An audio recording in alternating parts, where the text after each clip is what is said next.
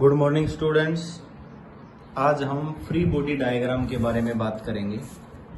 आज का हमारा टॉपिक होगा फ्री बॉडी डायग्राम। क्योंकि हम टाइप्स ऑफ फोर्स पढ़ चुके हैं लास्ट क्लास में, इसको हम FBD से लिखेंगे, फ्री बॉडी डायग्राम। तो आपको सबसे पहले ये मालूम होना चाहिए कि फ्री बॉडी डायग्राम क्या होता है। तो फ्री बॉडी डायग्राम के बारे में बात करें तो हम ये बताएंगे आपको कि हम एक ऐसा डायग्राम बताते हैं, डायग्रामेटिकल रिप्रेजेंटेशन देते हैं कि कोई भी एक सिंगल बॉडी और सिस्टम ऑफ बॉडीज, मतलब कोई भी एक आइसोलेट सिस्टम जिस पर हमने जितने भी टाइप्स ऑफ फोर्स बताए हैं, that is all force acting on that body, that isolate system is called free body diagram. उसकी जो रिप्रेजेंटेशन है उसको हम फ्री बॉडी डायग्राम बताते हैं। समझ आ गया? तो मैं इसकी एक स्टेटमेंट लिख देता हूं तो आपको याद भी रह जाएगा। A free body diagram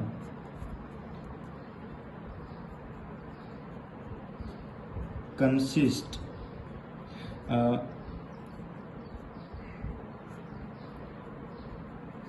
diagrammatic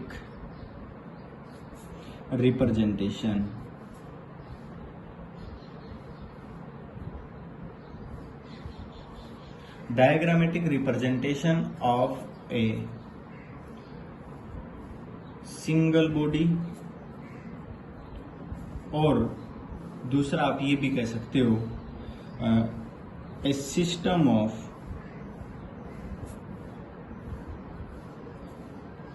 bodies,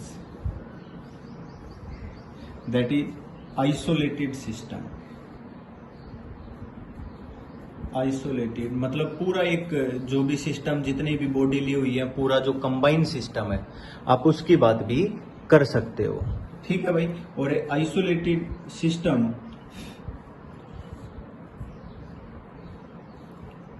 from its surrounding,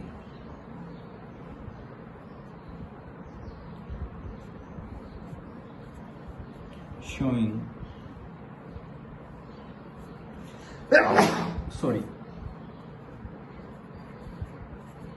all the forces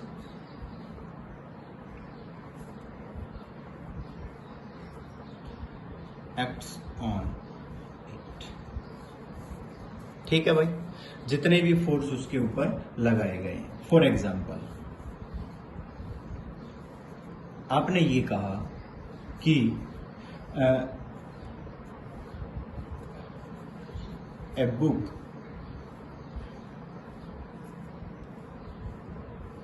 is on the table। आपने कहा कि एक बुक है ना, वो एक टेबल पर रखी हुई है। ये बुक है और ये टेबल पर रखी हुई है। आपने फ्री बॉडी डायग्राम बनाना है। किसका बनाना है? बुक का बनाना है, बॉडी का बनाना है। तो आप क्या कहेंगे कि अगर हम बुक का डायग्राम बनाते हैं तो हम क्या कहेंगे, भाई बुक का वेट कहाँ लग रहा है? नीचे लग रहा है, परपेंडिकुलर डाउनवर्ड। और बुक का जो नीचे वाला सरफेस है ये कांटेक्ट में है, तो यहां से नॉर्मल रिएक्शन लगी हुई है। वो कहाँ लगी हुई है बेटा? अपवर्ड डायरेक्शन में। नॉर्मल रिएक्शन को किससे डिनोट करते हैं? N से। बताया था आपसे। तो ये इसका फ्री बॉडी डायग्राम। क्या इसके अलावा कोई फोर्स लगा हुआ है? आप देखोगे तो इसके अलावा कोई फोर्स लगा हुआ नहीं है। तो हमने यहाँ पर आपसे जो भी फोर्स लगे हुए थे वो बता दिए।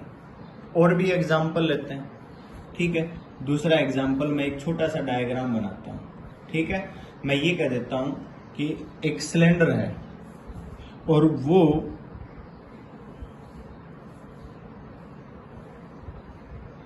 इस तरह की दो दीवार हैं।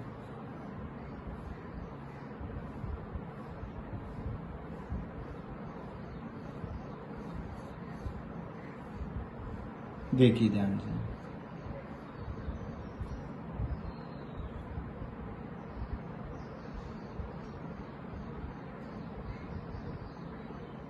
ये एक सिलेंडर है जो इसके बीच में रखा हुआ है, सिलेंड्रिकल सरफेस है। या फिर आप ये बॉल भी बता सकते हो, या आप ये कह सकते हो कि spherical ball of mass m is rest on a V shape या वी ग्रूव भी आप कह सकते हो, ठीक है। आप ये कह सकते हो ए spherical ball of mass m is resting on a V-shaped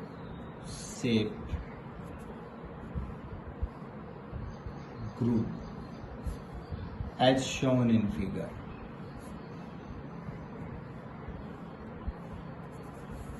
Draw FBD, free body diagram बनाइए इसका। जब आप इसका फ्री बॉडी डायग्राम बनाएंगे तो क्या कहेंगे कि देखिए ये FBD था बुक का, हम क्या कहेंगे FBD ऑफ बॉल, ठीक है भाई। ये बॉल है,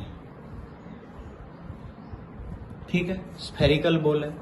हमने क्या कहा कि ये सेंटर है। अगर हम वेट की बात करेंगे तो वेट हमेशा सेंटर पर लगता है, पहला पॉइंट तो यही है W, और W इज इक्वल टू क्या कह देंगे mg। पहला पॉइंट क्लियर हो गया। अब हम क्या कर रहे हैं कि ये वाला जो सरफेस है ना ये कांटेक्ट में है। अब ये वाला जो सरफेस कांटेक्ट में है तो हमने क्या बताया था कि अगर यहां से सरफेस कांटेक्ट में है तो इसकी जो नॉर्मल रिएक्शन होगी वो परपेंडिकुलर होगी सरफेस की, और परपेंडिकुलर अगर हम देखेंगे तो टेंजेंट पर परपेंडिकुलर तो रेडियस होती है, ठीक है। हमने इस नॉर्मल रिएक्शन को क्या कह दिया N1। हमने क्या देखा कि भाई ये वाला सरफेस यहां से भी कांटेक्ट में है, इधर से भी। अगर ये वाला सरफेस यहां से भी कांटेक्ट में है तो यहां पर भी क्या होगा बेटा परपेंडिकुलर ड्रॉ होगा, और यहां पर भी परपेंडिकुलर ड्रॉ होगा तो इस नॉर्मल रिएक्शन को क्या कह देंगे हम N2, क्योंकि यहां पर भी क्या हो टेंजेंट ड्रॉ कर दिया हमने। समझ आया कि नहीं आया? तो यहां पर दो नॉर्मल रिएक्शन N1 और N2 लगाई गई हैं तो हम क्या कह देंगे N1 एंड N2। ये तो क्या है दोनों नॉर्मल रिएक्शन, हमें पता है परपेंडिकुलर टू सरफेस होती है। और दूसरा एक क्या लगा हुआ है W is equal to mg, weight of ball. क्या कोई और फोर्स लगा हुआ है? कहीं भी कोई और फोर्स लगा हुआ तो वो भी बताना पड़ेगा। मेरी बात समझ गई कि नहीं? तो अगला पॉइंट मैं आपको ये बताता हूं बेटा कि एक और एग्जांपल लेकर, मान लीजिए मैं एक डायग्राम आपको बनाकर देता हूं। मैंने कहा ये सरफेस है सबसे पहले और उस पर ब्लॉक रखे हुए हैं, ठीक है, 3 ब्लॉक रख दिए हमने। ये सरफेस है। सबसे पहले मैंने एक ब्लॉक यहां रखा, फिर उसके ऊपर दूसरा ब्लॉक यहां रखा, इसके ऊपर एक और ब्लॉक रख दिया गया।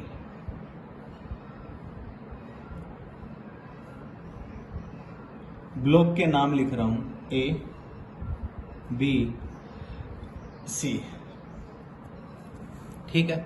अब ये 3 जो ब्लॉक रखे गए हैं ना, आपने इनका फ्री बॉडी डायग्राम बनाना है। बनाइए भाई, कैसे बनाओगे?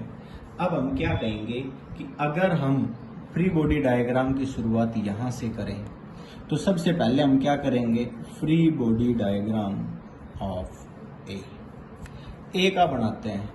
ए का बनाएंगे तो भाई हम सबसे पहले क्या कहेंगे, ये ए है हमारे पास।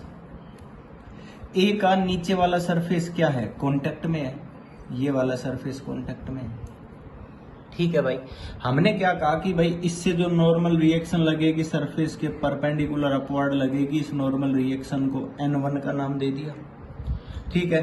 दूसरा हम क्या कहेंगे, इसका वेट लगेगा, और इसका वेट लगेगा सेंटर से कहां लगेगा परपेंडिकुलर डाउनवर्ड, और इसको हमने क्या लिख दिया W ऑफ A, जिसको हम लिख सकते हैं mass of A multiply by gravity. Simple सा मतलब है। हो गया कि नहीं हो गया? तो ये हमारा फ्री बॉडी डायग्राम ए के लिए हो गया। दूसरा मान लीजिए ये कहा जाए free body diagram of B.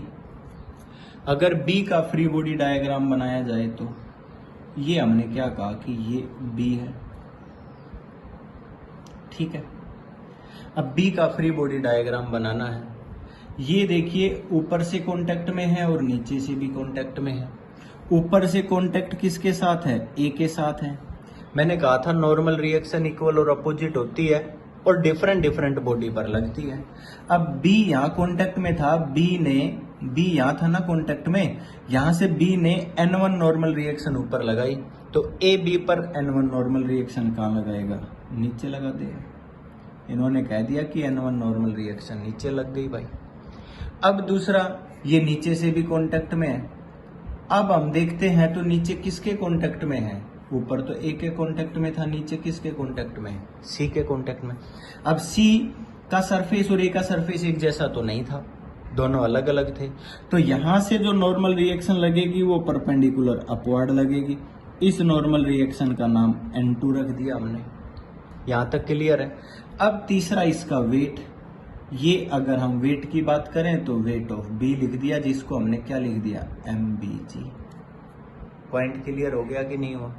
ठीक है। अब आपसे कहा जाए कि भाई हमारे पास जो है एक सी और रह गया, हमने लिखा यहां पर फ्री बॉडी डायग्राम ऑफ सी का बना देते हैं। हमने कहा कि ये हमारे पास क्या है? बॉडी सी है।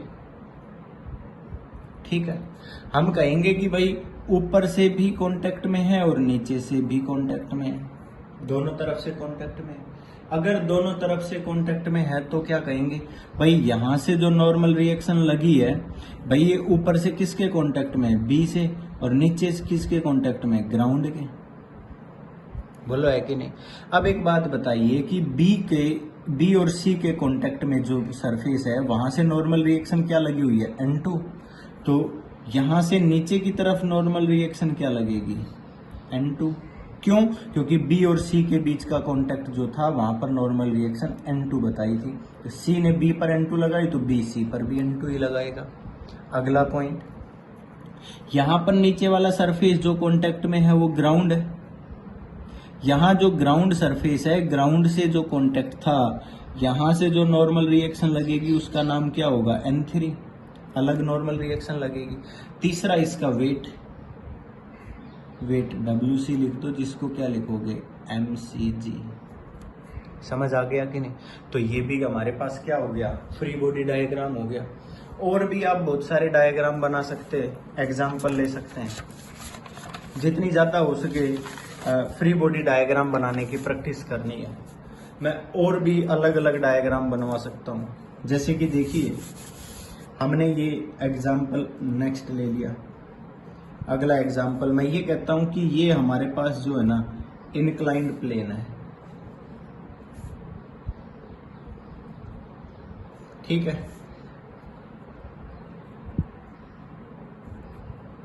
इनक्लाइंड प्लेन, हॉरिजॉन्टल के साथ थीटा एंगल बना दिया।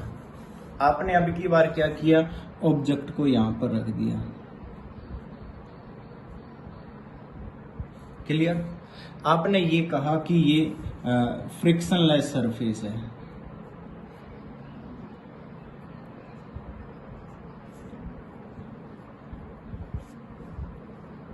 क्लियर? अब इसका फ्री बॉडी डायग्राम बनाना है। हम क्या कहेंगे कि भाई अगर इसका फ्री बॉडी डायग्राम बनाना है, आपने कहा कि इसका मास जो है ना वो m है। क्या है? m मास बॉडी को यहां रखा। तो एक बात हमेशा याद रखना, क्या भाई, कि जो वेट होता है ना वो हमेशा परपेंडिकुलर डाउनवर्ड लगता है। इसका मतलब आपने वेट को यूं दिखाना है, परपेंडिकुलर डाउनवर्ड, कहीं इधर उधर नहीं दिखाना। ज्यादातर बच्चे इधर दिखा देते हैं। वेट कभी भी ऐसे नहीं लगता, वेट हमेशा परपेंडिकुलर डाउनवर्ड लगता है। उसको आपने क्या लिख दिया? mg। दूसरी बात, एक बात और बता देता हूं कि यहां पर जब हम बात करेंगे तो जो नॉर्मल रिएक्शन है ना वो कॉन्टेक्ट के परपेंडिकुलर लगती है। ये कॉन्टेक्ट है तो इसके परपेंडिकुलर दिखाएंगे। यहां पर बताएंगे नॉर्मल रिएक्शन। मेरी बात समझ आ गई कि नहीं? मान लीजिए आपसे ये कह दिया जाए, एक और एग्जांपल बता दूं, एक इनक्लाइंड प्लेन ही ले लिया जाता है। ठीक है भाई, इनक्लाइंड प्लेन ले लिया भाई, यहां पर एक ऑब्जेक्ट को रख दिया जाता है और आपसे कह दिया जाता है इनक्लाइंड रफ सरफेस।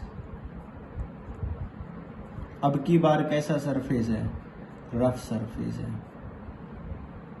तो मैं आपको बता देता हूं कि आपने कहा कि ये m मास बॉडी है, तो फ्री बॉडी डायग्राम बनाइए। आपने क्या कहा कि भाई वेट लगेगा परपेंडिकुलर डाउनवर्ड, आपने कह दिया कि ये mg है।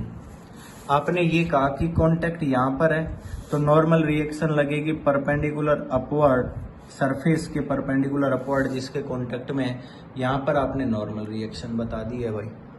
तीसरा पॉइंट ये है कि ये रफ सरफेस है, रफ सरफेस है तो इसका मतलब है कि यहाँ पर फोर्स ऑफ फ्रिक्शन भी लगेगा। अगर फोर्स ऑफ फ्रिक्शन लगेगा तो कहाँ लगेगा, ये बात ध्यान से देखनी है। अब हमने क्या कहा बेटा कि हम एक रिजोल्यूशन टॉपिक पहले पढ़ा चुके हैं आपको। ये मान लो थीटा एंगल है, तो यहाँ पर वेट के रिजोल्यूशन होंगे, यहाँ वेट हॉरिजॉन्टल आएगा, यहाँ पर वेट वर्टिकल कंपोनेंट आएगा, क्योंकि ये एंगल क्या समझा रखा है आपसे, थीटा। चलो नहीं समझ आया तो एक बार मैं फिर बता देता हूँ।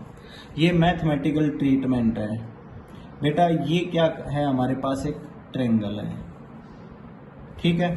ये एंगल हमने क्या कहा, थीटा है। अब मैं आपको एक पॉइंट बता रहा हूँ, मैं यहाँ पर एक पॉइंट ले लेता हूँ, या यहाँ पर कहीं पर भी आपकी मर्जी है, एक पॉइंट ले लो। इस पॉइंट से एक परपेंडिकुलर, जिस ये थीटा एंगल इन दो लाइन के बीच में बना हुआ है ना, इन दोनों पर परपेंडिकुलर ड्रॉ कर दो। आपने कहा कि इस पॉइंट से एक परपेंडिकुलर ड्रॉ ये कर दिया और एक परपेंडिकुलर ड्रॉ ये कर दिया, क्योंकि ये परपेंडिकुलर किस पर आ जाएगा, यहाँ आ जाएगा, और ये परपेंडिकुलर जो आपने बताया ये यहाँ पर आ गया। तो ये दोनों जो परपेंडिकुलर बने हैं ना, इनके बीच में हमेशा थीटा एंगल बनेगा, ये बात याद रखनी है। थीटा कैसे बनेगा, देखो यहाँ से ये थीटा एंगल था, ये 90 है, तो ये क्या बन गया बेटा, 90 माइनस थीटा। बोलो बना कि नहीं, क्या बन गया भाई, 90 माइनस थीटा। अब देखो यहाँ 90 है तो इधर भी तो 90 होगा, तो 90 माइनस 90 माइनस थीटा तो यही होगा बेटा। इन दोनों को ऐड करो, 90 बनना चाहिए, क्योंकि ये एंगल कितना है, 90 है, तभी तो ये 90 माइनस थीटा है, तो ये क्या हो गया, थीटा। दोनों को ऐड करो, 90 आ जाना चाहिए। मान लो आप ये कहते हो कि सर हमने तो पॉइंट यहाँ ले लिया, यहाँ ले लिया, एक परपेंडिकुलर यहाँ डाल दो, 90 बन गया बेटा। एक परपेंडिकुलर इधर डाल दो, यहाँ 90 डाल दो, ठीक है। ये एंगल थीटा होगा। मतलब जिस पॉइंट से आप परपेंडिकुलर डाल रहे हो, जिस पॉइंट से परपेंडिकुलर डाल रहे हो, तो उस पॉइंट से जो दोनों लाइनें हैं ना, उन दोनों के बीच में वही एंगल बनेगा जो इंक्लाइंड के साथ बना हुआ है। ये थीटा एंगल है, तो ये हॉरिजॉन्टल कंपोनेंट हो गया, और हॉरिजॉन्टल कंपोनेंट को क्या बोलते हैं बेटा,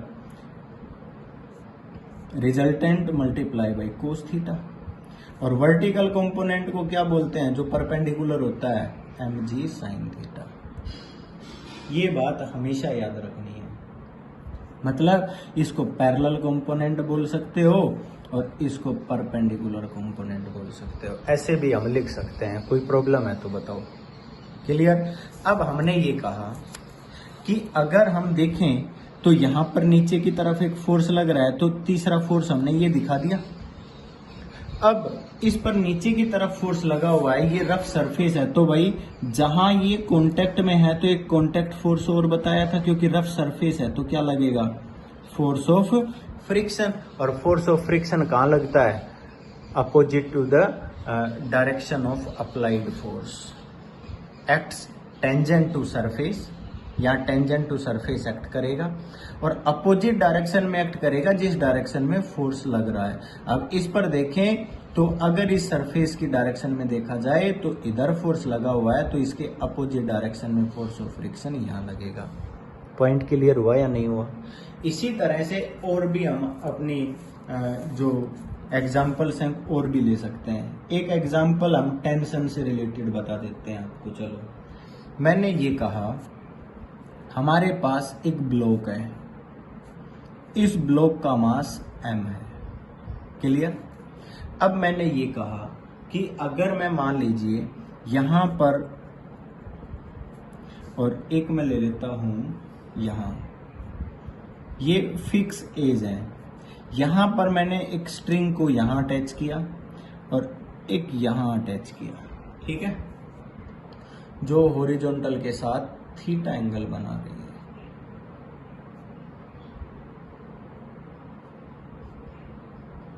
क्लियर? जो हॉरिजॉन्टल के साथ थीटा एंगल बना रही है। ये दो अलग अलग स्ट्रिंग है। आपसे कहा जाए फ्री बॉडी डायग्राम बनाइए, तो मैं फ्री बॉडी डायग्राम इसी में ही बना देता हूँ। बेटा ये स्ट्रिंग अलग है, ये स्ट्रिंग अलग है। यहां से हमने कहा इक्वल और अपोजिट टेंशन, यहाँ पर T1 बता दी। अगर आपने इधर वाली स्ट्रिंग लेनी है तो टेंशन की डायरेक्शन ये होगी, अगर आपने मास लेना है तो टेंशन की डायरेक्शन इधर होगी। इसी तरह ये स्ट्रिंग है तो यहाँ पर अलग स्ट्रिंग है तो यहाँ टेंशन T2। अब इसका वेट कितना लगा, mg। मतलब आप ये कह सकते हो कि अगर फ्री बॉडी डायग्राम बनाया जाए ऑफ मास m मास का फ्री बॉडी डायग्राम बनाए तो इस तरह का बनेगा। ये आपने m मास बताया, आपने कहा कि इसका वेट नीचे लगा mg। इस m मास को एक स्ट्रिंग इधर खींच रही है, कितनी टेंशन से, T1 टेंशन से। इसी मास को एक स्ट्रिंग इस डायरेक्शन में खींच रही है, कितनी टेंशन से, T2 टेंशन से, जो कि हॉरिजॉन्टल के साथ कितना एंगल बना रही है, थीटा। कोई प्रॉब्लम है? तो ये हमारे इस मास का फ्री बॉडी डायग्राम है। पॉइंट क्लियर हो गया? अब मैं आपको एक पॉइंट और समझाना चाहता हूँ यहीं पर। ये मैंने कुछ पॉइंट्स लिए हैं फ्री बॉडी डायग्राम के, कुछ एग्जांपल्स लिए हैं। यहाँ पर मैं आपको एक रिजोल्यूशन ऑफ फोर्स दोबारा से मैं आपको बता देता हूँ और उसकी कुछ एक्सरसाइज करा देता हूँ, और एक मैं आपको मोमेंट ऑफ फोर्स के बारे में बता देता हूँ। उसके बाद मैं आपको एक असाइनमेंट दूंगा जिसका आप सॉल्यूशन करेंगे। आप सभी उस असाइनमेंट का सॉल्यूशन करेंगे, ठीक है? उसके बाद हम लॉज ऑफ मोशन पढ़ेंगे। ये बहुत ही अच्छे और बहुत ही इम्पोर्टेंट पॉइंट है जो हमारी काफ़ी हेल्प करेंगे इस यूनिट के अंदर। इस यूनिट का ये समझ लीजिए बेसिक है, बहुत बहुत इम्पोर्टेंट है। चलो देखिए, मैं आपको एक पॉइंट यहाँ पर बता देता हूँ, इक्विलिब्रियम। एक वर्ड आता है इक्विलिब्रियम, बहुत इंपॉर्टेंट पॉइंट है। काफी सारे न्यूमेरिकल्स के अंदर ये यूज होगा, इक्विलिब्रियम, ठीक है? अब इक्विलिब्रियम का मतलब क्या होता है? आपसे कहा जाएगा a body is in equilibrium. अगर कोई बॉडी इक्विलिब्रियम में, a point is in equilibrium, charge is in equilibrium, समझ आ गया? तो हर चीज को इक्विलिब्रियम में बताया जाएगा। इसका मतलब है net force and net torque on that object is zero. Means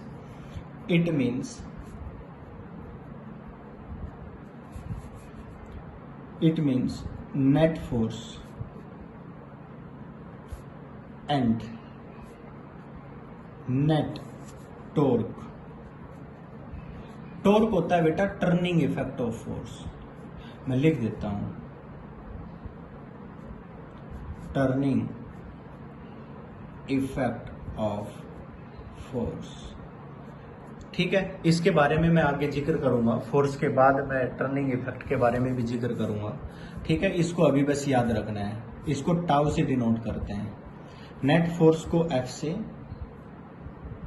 और नेट टॉर्क को टाउ से, ठीक है? Turning effect is zero. समझ आ गया? It means on a body, और लिख लीजिए ऑन ए बॉडी और सिस्टम, आइसोलेटेड सिस्टम है, अगर वो इक्विलिब्रियम में है तो वो पूरा सिस्टम, उस पर नेट फोर्स नेट टॉर्क क्या होगा, जीरो होगा। उस कंडीशन को हम क्या कहते हैं बेटा, इक्विलिब्रियम कंडीशन कह देंगे। इसका मतलब ये है कि मान लीजिए एक फोर्स इधर लगा हुआ है, एक इधर लगा हुआ है, दोनों एक दूसरे को धक्का मार रहे हैं, लीनियरली धक्का मार रहे हैं, तो वो यहीं पर रुक जाएंगे। तीन लगे हुए हैं, एक इधर एक इधर एक इधर, मतलब नेट इनका फोर्स क्या है, जीरो है। इसका मतलब आप ये कह सकते हो, जैसे कि फॉर एग्जाम्पल मैं आपको बता दूं, मान लीजिए आपसे ये कहा जाए एक पॉइंट है, इस पॉइंट पर मान लीजिए ये बॉडी है, एक फोर्स इधर लगा हुआ है, एक फोर्स इधर लगा हुआ है और एक फोर्स यहाँ लगा हुआ है, ठीक है? ये F1 है, ये F2 है और ये F3 है। शायद आपको याद होगा, लेमीज थ्योरम भी आपसे पढ़ाई गई। तो यहां पर net force if point is in equilibrium, ये 3 अलग अलग डायरेक्शन में लगे हुए फोर्स हैं। If point P is in equilibrium, ये कह दिया जाता है कि ये इक्विलिब्रियम में है, तो हम पता है क्या कहेंगे, F1 वेक्टर सम करेंगे, ये बात हमेशा याद रखें, plus F2 plus F3 is equal to 0। मेरी बात समझ आ गई कि नहीं? ठीक है, जैसे कि मान लीजिए कोई भी 3 फोर्स कोप्लेनर में लगा दिए जाते हैं, ये सब आप पढ़ चुके हो वेक्टर टर्म के अंदर, फिर भी मैं आपको बता रहा हूं। जैसे आपसे ये कह दिया एक फोर्स यहां लगा F1, दूसरा फोर्स यहां लगा F2 और तीसरा फोर्स यूं लगा F3। ठीक है, तो हम देखिए जब triangle law of vector addition लगाएंगे तो इसके अंदर क्या होगा, F1 plus F2 plus F3। इस केस में भी क्या होगा, 0। ये भी कंप्लीट सिस्टम किस में रहेगा, इक्विलिब्रियम के अंदर रहेगा। तो ये भी आपने ध्यान रखना है। ठीक है, तो टॉर्क के बारे में भी हम आगे जिक्र करेंगे। उससे पहले मैं आपको एक पॉइंट और समझाता हूँ, रिजोल्यूशन ऑफ फोर्सेस। वैसे तो हम पढ़ चुके हैं, पर फिर भी हम कुछ बच्चे नए हैं, तो एक बार फिर दोबारा से हम बता देते हैं कि उन नए बच्चों को प्रॉब्लम ना आए। ठीक है, रिजोल्यूशन ऑफ वेक्टर, हमने रिजोल्यूशन ऑफ वेक्टर पढ़ा था, यहां पर हम फोर्स बता रहे हैं, रिजोल्यूशन ऑफ फोर्स। ठीक है भाई, देखिए ध्यान से। अब रिजोल्यूशन ऑफ फोर्स की बात की जाती है, एक बात हमेशा याद रखना कि कोई भी फोर्स अगर किसी के साथ डायरेक्शन के अंदर लग रहा है और आप वहां पर एक्सिस ड्रॉ कर रहे हो, if any force acts some angle theta with the x-axis or y-axis on which you are taken,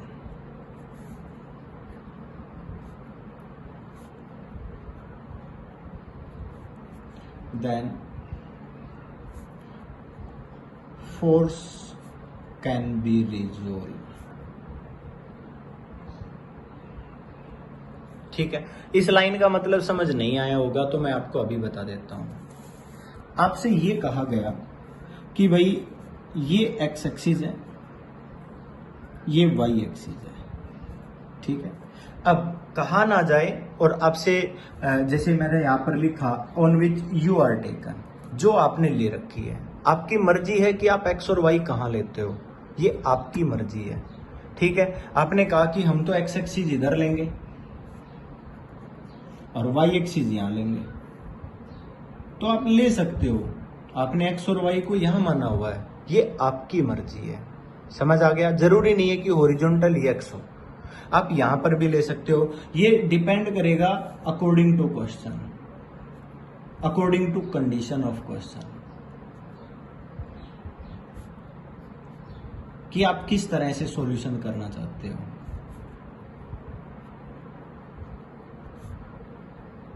समझ आ गया? ये डिपेंड किस पे करेगा, according to condition of question, कि आप इस तरह से लेना चाहते हो या इस तरह से लेना चाहते हो। मान लीजिए आपने इस तरह से ले लिया, ये एक आसान तरीका मैं आपको बता रहा हूं। आपने एक्स एक्सिस वाई एक्सिस इस तरह से लेना है और आपसे ये कहा जाता है a force acting F with makes an angle theta with horizontal, ये फोर्स है। आपसे ये कहा जाए कि एक्स एक्सिस के साथ फोर्स ने थीटा एंगल बनाया, तो आपने रिजोल्यूशन करना है। जब आप रिजोल्यूशन करोगे तो सबसे पहला काम होगा कि जिस पॉइंट से फोर्स शुरू हुआ है उस पॉइंट पर एक्स एक्सिस और वाई एक्सिस ड्रॉ कर दो।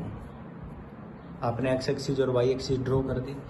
ड्रॉ करने के बाद यहां से एक परपेंडिकुलर डाल दीजिए। डाल दिया भाई। जो ये वाला रिजोल्यूशन कंपोनेंट है, इसको हम हॉरिजॉन्टल कंपोनेंट बोलते हैं और पैरेलल कंपोनेंट भी बोलते हैं। समझ आ गया? ये वाला जो कंपोनेंट है इसको हम परपेंडिकुलर कंपोनेंट भी बोलते हैं और वर्टिकल कंपोनेंट बोल देते हैं। FV से भी लिख सकते हो।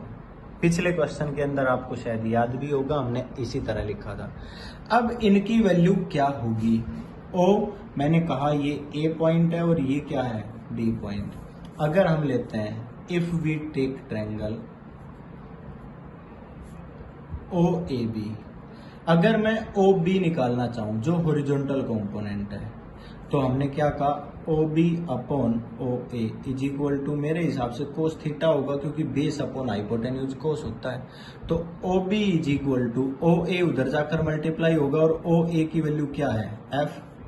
आपने क्या लिख दिया? F cos theta. एक बात हमेशा याद रखना, हॉरिजॉन्टल कंपोनेंट हमेशा कोस थीटा के साथ आएगा, मतलब आप इसको क्या कहोगे? F cos theta. क्लियर है?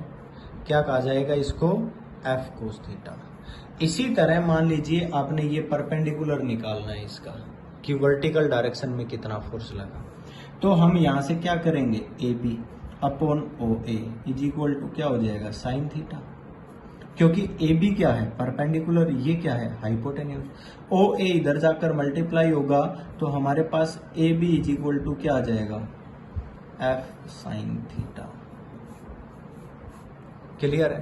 तो यहां से हमारे पास ये वैल्यू क्या आ गई? F sine theta. हम इनको हॉरिजॉन्टल और वर्टिकल कंपोनेंट भी बोलेंगे या फिर हॉरिजॉन्टल और परपेंडिकुलर कंपोनेंट भी कह देंगे। समझ आ गया? ये हमारे पास एक सिंपल सी टर्म थी। क्लियर है? अब मैं आपको एक पॉइंट और बता देता हूं। हमने क्या कहा? मान लीजिए जैसे कि हम इसी टर्म में हम रिजोल्यूशन करना चाहते हैं। ठीक है? रिजोल्यूशन करना है। मैं एक आपको फ्री बॉडी डायग्राम देता हूं या वैसे ही एक डायग्राम बनाकर देता हूं। ठीक है? मैं ये कहता हूं कि आप एक एग्जाम्पल लिखिए और रिजोल्यूशन करके दिखाइए।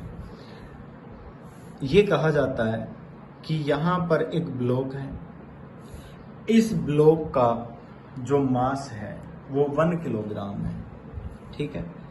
M is equal to 1 kilogram. यहां पर जो ये ब्लॉक है ना बेटा, ये हॉरिजॉन्टल के साथ 30 डिग्री एंगल बना रहा है। ठीक है? अब आपसे ये कहा जाता है कि रिजोल्व इट्स वेट। क्या कहा जाता है भाई? Resolve its weight. आपने इसके वेट का रिजोल्यूशन करना है। मेरी बात समझ आ गई या नहीं? आपने क्या करना है भाई? इसके वेट का रिजोल्यूशन करना है। कैसे करोगे? तो जैसे ही आप इसका वेट दिखाओगे तो वेट का सीधा सा तरीका है परपेंडिकुलर डाउनवर्ड, मतलब जो ये हॉरिजॉन्टल लाइन है ना, इस पर परपेंडिकुलर ड्रॉ आना चाहिए। वेट की बात करते हैं तो मास मल्टीप्लाई बाय ग्रेविटी। जी को मान लीजिए हम 10 मीटर पर सेकेंड स्क्वायर ले लेते हैं। मान लीजिए 9.8 भी ले सकते हैं, पर 10 ले लो आप, कैलकुलेशन आसान रहेगी। आपने क्या कहा? 10 mg करेंगे तो वेट क्या हो जाएगा बेटा इसका? 10 न्यूटन। किलोग्राम मीटर पर सेकेंड स्क्वायर, न्यूटन बता दिया वेट। आपने इसका रिजोल्यूशन करना है। अब रिजोल्यूशन के लिए आपने एक्स एक्सिस और वाई एक्सिस की बात करनी है। You take x and y axis along plane. जो आपने प्लेन लिया है ना, ये प्लेन, इसके along x axis y axis लेने हैं। इसका मतलब अब आप ये कहोगे कि हम अपने एक्स एक्सिस और वाई एक्सिस ऐसे लेंगे। ये हमारा एक्स एक्सिस है और ये हमारा क्या है? Y axis. मतलब आपका एक्स एक्सिस इधर होगा और वाई एक्सिस इधर होगा। तो जो पॉइंट मैंने आपसे बताया था वहां पर क्या कहा था मैंने? X axis y axis draw कर दो। बन गए एक्स एक्सिस वाई एक्सिस। बना दिया हमने एक्स एक्सिस वाई एक्सिस। अब x axis y axis draw हो गए। आपने कहा ये एक्स एक्स डैश है, ये वाई वाई डैश है। कोई प्रॉब्लम है? ड्रॉ हो गया होगा। अब आपने रिजोल्यूशन करना है, तो वेट का रिजोल्यूशन करोगे तो एक्स एक्सिस इधर है और वाई एक्सिस इधर है, इनके अलोंग ऐसे रिजोल्यूशन होगा। मेरी बात समझ गए। अब मैंने आपसे पहले भी बताया था कि भाई ये W इस पर परपेंडिकुलर है और ये Y हमने इस प्लेन पर परपेंडिकुलर बना दिया, तो ये एंगल भी क्या हो जाएगा 30 डिग्री। बोलो हो जाएगा कि नहीं। मतलब आप क्या कहोगे कि वेट का जो ये परपेंडिकुलर कंपोनेंट है वो तो एक्स एक्सिस के अलोंग आएगा और पैरेलल कंपोनेंट वाई एक्सिस के अलोंग आएगा। समझ आ गया। और वो क्या हो जाएगा बेटा W cos 30 और ये क्या हो जाएगा W sin 30। समझ आ गया। W हमें पता है कितना है, तो W पैरेलल की वैल्यू निकाली जाए तो W tan है, cos 30 कितना होता है भाई, cos 30 होता है √3/2। मतलब हम क्या कह सकते हैं 5√3 न्यूटन। कोई प्रॉब्लम है। दूसरा हम परपेंडिकुलर कंपोनेंट की बात करते हैं। परपेंडिकुलर कंपोनेंट क्या हो जाएगा W sin 30। sin 30 मेरे हिसाब से 1/2 होता है, मतलब हम क्या कह देंगे 5 न्यूटन। अगर आप सही से देखो फ्री बॉडी डायग्राम तो आप ये कहोगे कि ये बॉडी है ना, इस बॉडी का वेट इधर लगा हुआ था 10 न्यूटन। हमने इसका रिजोल्यूशन किया, रिजोल्यूशन करने के बाद हम ये देख रहे हैं कि एक इसका कंपोनेंट इधर लगा और एक इधर लगा W cos 30 और W cos 30 आया हमारे पास 5√3 न्यूटन और एक यहाँ पर लग रहा है 5 न्यूटन। दोनों परपेंडिकुलर लग रहे हैं। समझ आ गया। अगर बेटा कहा जाए मतलब हम क्या कहेंगे यहाँ पर here 10 newton is the resultant of 5 newton and 5√3 newton. मतलब ये जो 10 न्यूटन है ये 5√3 न्यूटन और 5 न्यूटन इन दोनों का रिजल्टेंट है। मेरी बात समझ आ गई होगी। अगर ये इन दोनों का रिजल्टेंट है तो आप क्या करोगे बेटा, ये दोनों परपेंडिकुलर हैं, parallelogram law of vector addition लगाओगे, मतलब 5² + 5√3 होल स्क्वायर और इसका अंडर रूट करेंगे तो आपके पास 10 न्यूटन आना चाहिए। करके देख लो। तो यही हमने रिजोल्यूशन का आपको मेथड समझाया है। क्लियर है। अब मान लीजिए मैं एक और थोड़ा सा टिपिकल सा डायग्राम बना दूं, थोड़ी सी प्रैक्टिस के लिए एक थोड़ा टिपिकल डायग्राम मैं आपको बनाकर दे रहा हूं। ध्यान से देखिए मैंने क्या कहा, एक एग्जाम्पल मैं आपको दे रहा हूँ, सॉल्यूशन करना है इसका आपने, क्योंकि आप फ्री बॉडी डायग्राम बना रहे हैं। मैं ये कहता हूँ कि आपने अब फ्री बॉडी डायग्राम बनाना है और जितने भी फोर्सेस लगे हैं उनका रिजोल्यूशन करना है। देखिए ध्यान से, मैं ये कह रहा हूँ कि हमारे पास एक प्लेन है, ठीक है। मैंने ये कहा कि ये प्लेन जो है ना ये 30 डिग्री एंगल बना रहा है। क्लियर है। अब मैं ये कहता हूं कि इसके साथ एक फोर्स लगा हुआ है, ये एक बॉडी रखी हुई है, ठीक है। बॉडी का मास m बता देते हैं, कुछ भी हो, ठीक है। हमने कह दिया कि इस बॉडी का मास m है। अब मैं ये बता रहा हूं कि ये जो प्लेन है ना ये रफ प्लेन है। रफ का मतलब फोर्स ऑफ फ्रिक्शन भी लगना चाहिए, लगेगा, ठीक है। अब मैं ये कहता हूं कि यहां पर एक स्ट्रिंग से एक फोर्स लगा हुआ है, समझ आ गया। T टेंशन लगा रखी है स्ट्रिंग से, और ये जो स्ट्रिंग है ना इस प्लेन के जो ये प्लेन का जो सरफेस है एक्सिस है उसके साथ 30 डिग्री एंगल बना रहा है। मेरी बात समझ गए होंगे। इस प्लेन के साथ क्या बना रहा है 30 डिग्री एंगल बना रहा है। आपसे ये कहा जाता है, चलो मैं एक इस क्वेश्चन को कंप्लीट लिख देता हूं,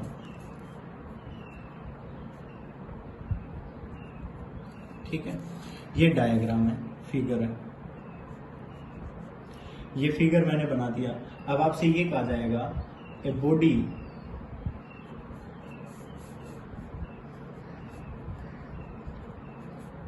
is placed on a body of mass m is placed on inclined rough surface of angle 30 degree with horizontal और ग्राउंड भी कह दिया जाता है। ठीक है, ग्राउंड के साथ 30 डिग्री का एंगल बना देती है। क्लियर? ए स्ट्रिंग, यहां पर हमने एक स्ट्रिंग अटैच की, a string attach with body. ठीक है, एक स्ट्रिंग को बॉडी के साथ अटैच किया गया at an angle 30 degree with plane. उसका एंगल किसके साथ है 30 डिग्री? प्लेन के साथ। देखो ये प्लेन की डायरेक्शन थी, तो प्लेन के साथ ही 30 डिग्री एंगल बनाकर एक स्ट्रिंग अटैच कर दी। समझ आ गया होगा? तो सबसे पहले तो draw F B D of body. सबसे पहले तो आपने ये ड्रॉ करना है, इसका फ्री बॉडी डायग्राम ड्रॉ करना है। उसके बाद मैं आपको बता देता हूं रिजोल्व फोर्सेस किसके अलोंग करना है, ये मैं आपको बता देता हूं। Along horizontal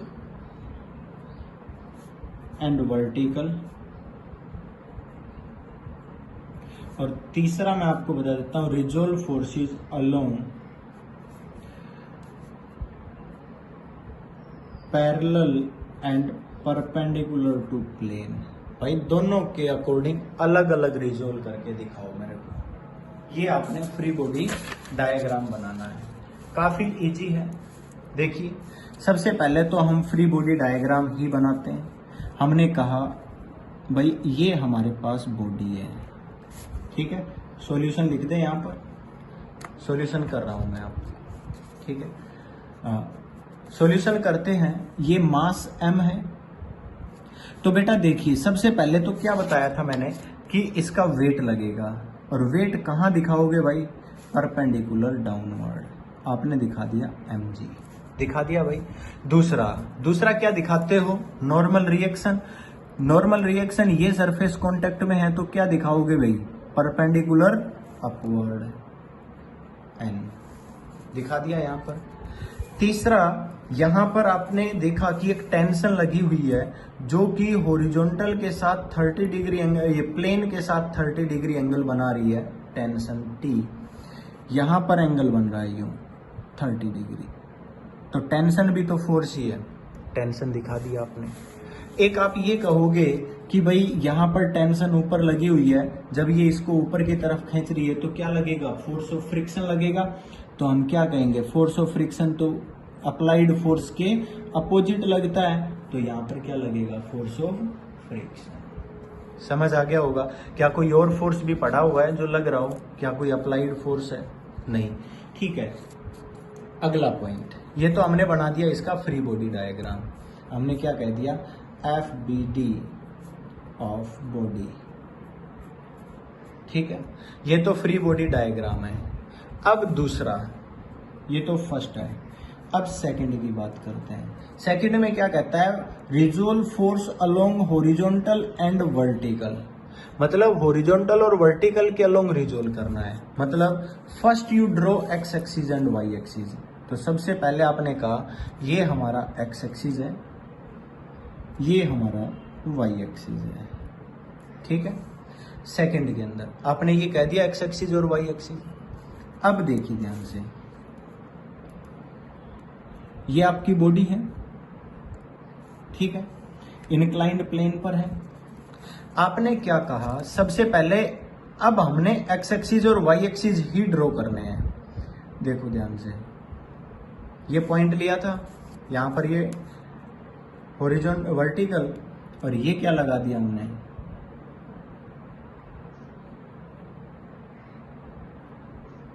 horizontal. आपने कहा ये एक्स एक्सिस है, और ये क्या कह दिया आपने, वाई एक्सिस। यहां किसी को कोई प्रॉब्लम है तो बताइए। सबसे पहले बॉडी जहां पर भी है, कैसी भी शेप में रखी हुई है, हमें उससे कोई लेना देना नहीं है।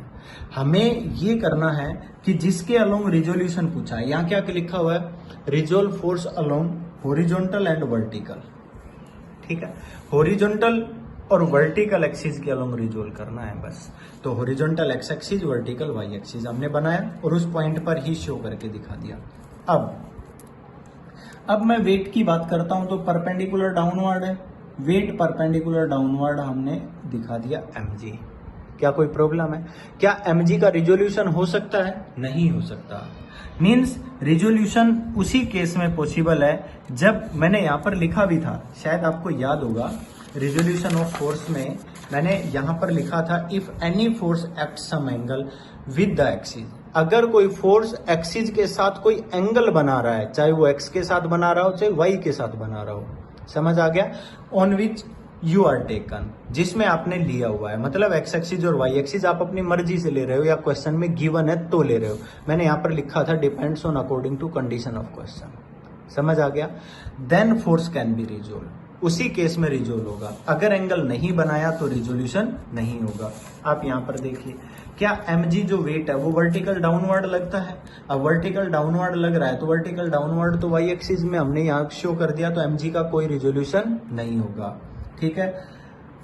दूसरा पॉइंट ये है कि हमारा जो अगला फोर्स है वो क्या बताया था दूसरे नंबर पे, नॉर्मल रिएक्शन। नॉर्मल रिएक्शन तो इसके परपेंडिकुलर होगा भाई।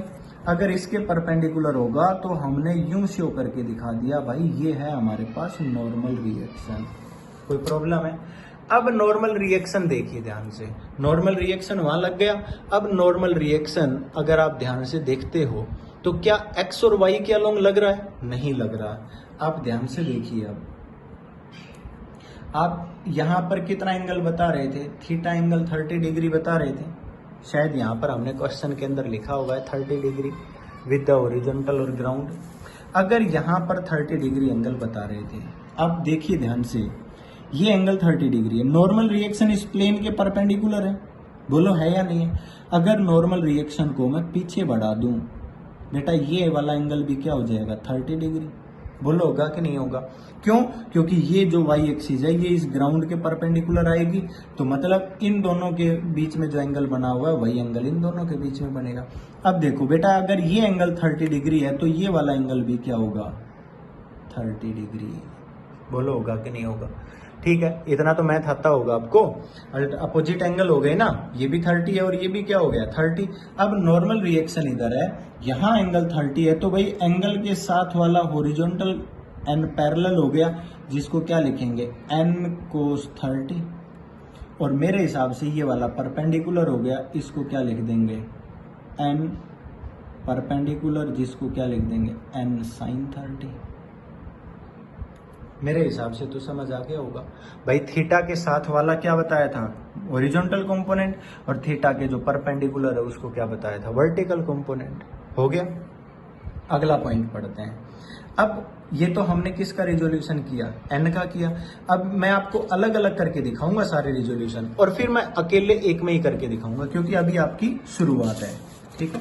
अब देखिए, आपसे क्या कहा गया था कि रिजोल्यूशन करना है हर एक फोर्स का, ठीक है। देखिए आपने क्या कहा, ये प्लेन है आपका, ठीक है, ये बॉडी है। हमने दो फोर्स का जिक्र कर दिया था रिजोल्यूशन में, ये 30 डिग्री एंगल है। यहां पर आपने x axis y axis draw किए थे। आपने कहा था कि ये वाई एक्सिस है और ये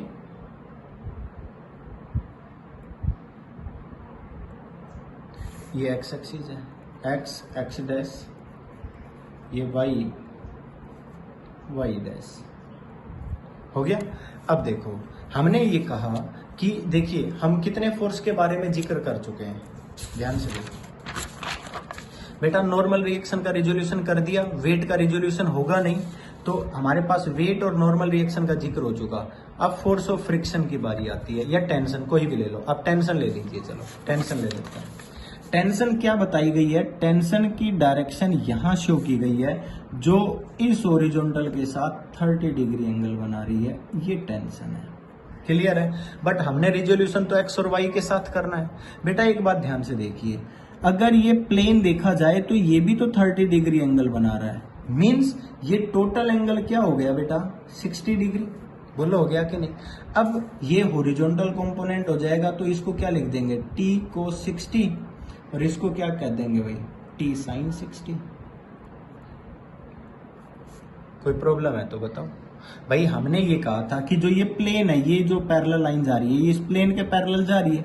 अब ये 30 डिग्री है, और नीचे वाला भी प्लेन का और ग्राउंड के साथ भी 30 डिग्री, और ग्राउंड और एक्स दोनों पैरेलल है, तो ये टोटल एंगल कितना हो गया? 60।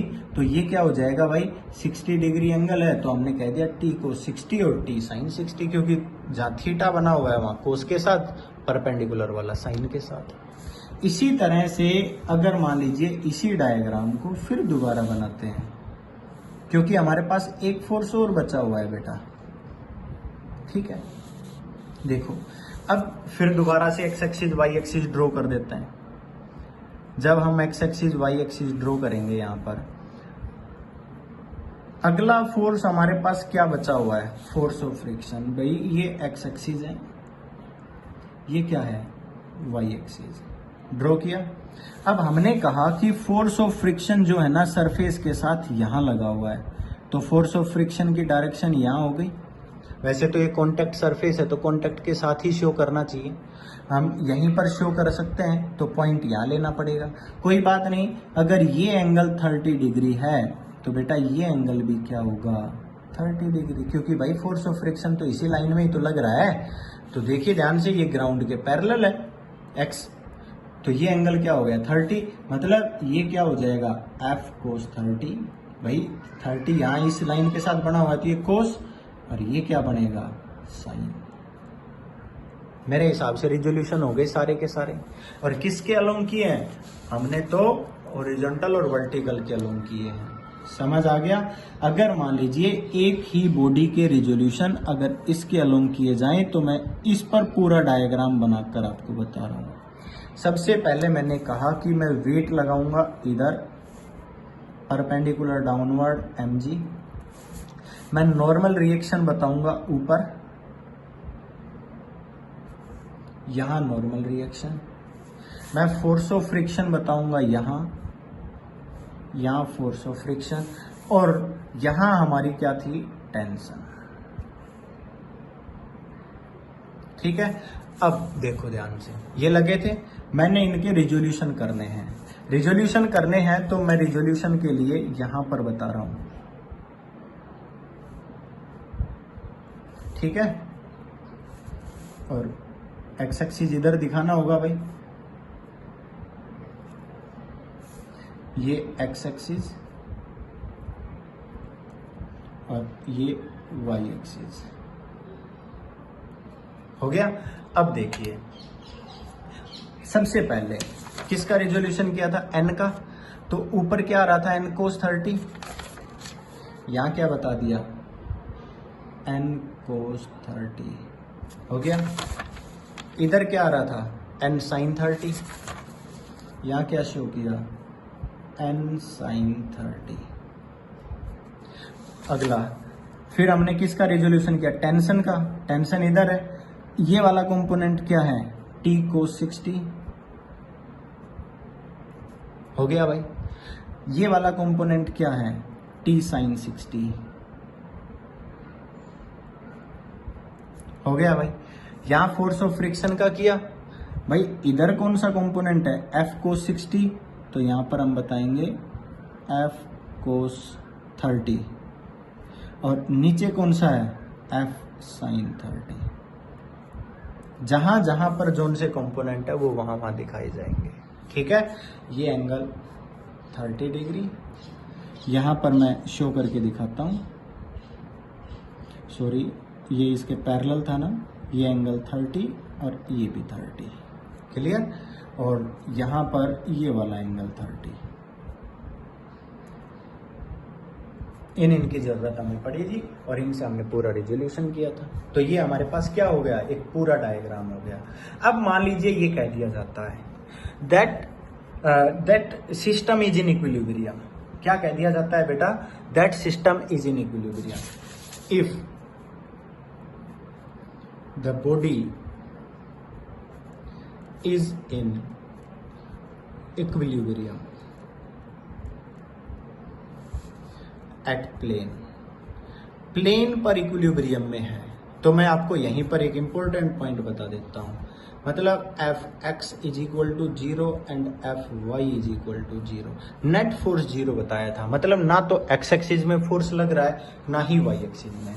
देखिए एक्स एक्सिस में लगा हुआ है टी कोस 60, वाई और एक्स एक्सिस के नेगेटिव में क्या लगा हुआ है, एन साइन 30 एफ कोस 30, मतलब N sine 30 plus F cos 30 is equal to T cos 60। मतलब इधर लगे हुए फोर्स और इधर लगे हुए फोर्स दोनों बराबर हैं, तो ना तो इधर जा सकता ना इधर। इसी तरह ऊपर लगा हुआ फोर्स और नीचे लगा हुआ फोर्स दोनों बराबर होंगे। ऊपर कौन कौन सा लगा हुआ है बेटा, N cos 30 plus T sine 60 लगे हुए हैं।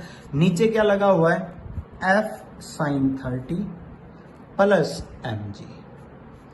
ये होगा, ये तो क्या है एफ एक्स, ठीक है, और ये क्या है एफ वाई। क्लियर है, मतलब आप सोच रहे हो सर ने 0 नहीं लिखा, बेटा जो ये वाला है राइट साइड है इसको पॉजिटिव लिखना है, माइनस इन दोनों को करना है 0, क्योंकि ये दोनों इधर आएंगे माइनस होकर 0 ही तो हो जाएगा। इसी तरह जो y ऊपर की तरफ है उसको पॉजिटिव लेना है, जो नीचे लगे हुए हैं उनको माइनस लेना है और इज इक्वल टू 0 करना है। हमने बीच में इक्वल लगा दिया, आप इन दोनों को उधर लेकर जाओ, माइनस होगा 0 ही आ जाएगा। समझ आ गया, तो F x is equal to 0 हो गया और एफ वाई अगर ये लिखा हुआ है कि ये इक्विलिब्रियम में है तो समझ आ गया होगा। इसी तरह से थर्ड आपने क्या करना है, अब की बार ये कहता है resolve force along parallel and perpendicular to plane. मतलब आपने जो प्लेन बनाना है ना, जैसे कि आपने कहा ये भाई हमारा प्लेन है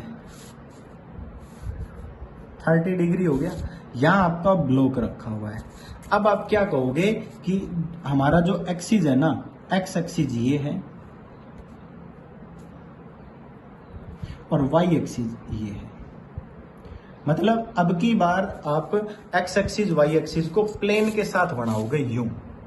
आपने कह दिया ये जो है ना आपका एक्स एक्सिस है और ये जो है ना वाई एक्सिस है, मतलब ये आपने कह दिया वाई वाई डैश, ये आपने कह दिया एक्स एक्स डैश बना दिया। अब आपने कहा कि भाई यहां तो हमारे पास फोर्स ऑफ फ्रिक्शन लगा हुआ था, या नॉर्मल रिएक्शन, देख लो ध्यान से, या नॉर्मल रिएक्शन, इस लाइन में फोर्स ऑफ फ्रिक्शन, मतलब इनका कोई एंगल नहीं बन रहा, ये एक्स और वाई में सीधे लगे हुए, इनका रिजोल्यूशन नहीं होगा। अब की बार रिजोल्यूशन किसका होगा, वेट का। आपने कहा कि यहां से वेट कहां लग रहा है, परपेंडिकुलर डाउनवर्ड एम जी। अब आपने क्या कहा, ये एंगल कितना बनेगा 30, तो आप क्या करोगे, एक कंपोनेंट इधर क्या बताओगे एम जी कोस 30 और एक कंपोनेंट इधर एम जी साइन 30 बना दिए। आपने कहा कि आपकी टेंशन यहां लगी हुई है भाई, क्योंकि ये एंगल आपने क्या बताया था 30 डिग्री। अब एक्स एक्सिस आपका यहां है तो आप क्या कहोगे, यहां क्या लगा आपका टी कोस 30 बोलो, और ये परपेंडिकुलर है तो यहां क्या लगा टी साइन 30। हो गया रिजोल्यूशन। तो इस तरह से आपने इनका रिजोल्यूशन करना है, समझ आ गया होगा, और प्रैक्टिस करनी है। कल मैं आपको, आज आप इसको बहुत अच्छे से पढ़ना, पढ़ने के बाद कल मैं आपको केवल और केवल एक असाइनमेंट भेजूंगा और उस असाइनमेंट के अंदर केवल इनके रिजोल्यूशन के क्वेश्चन होंगे और इनके इक्विलिब्रियम के क्वेश्चंस होंगे। उन सभी को आपने सोल्व करना है। उसके बाद हम लॉज ऑफ मोशन आगे शुरू करेंगे, क्योंकि ये हमारा बेसिक है और ये हमें बहुत अच्छे से आना चाहिए। ठीक है भाई, थैंक यू।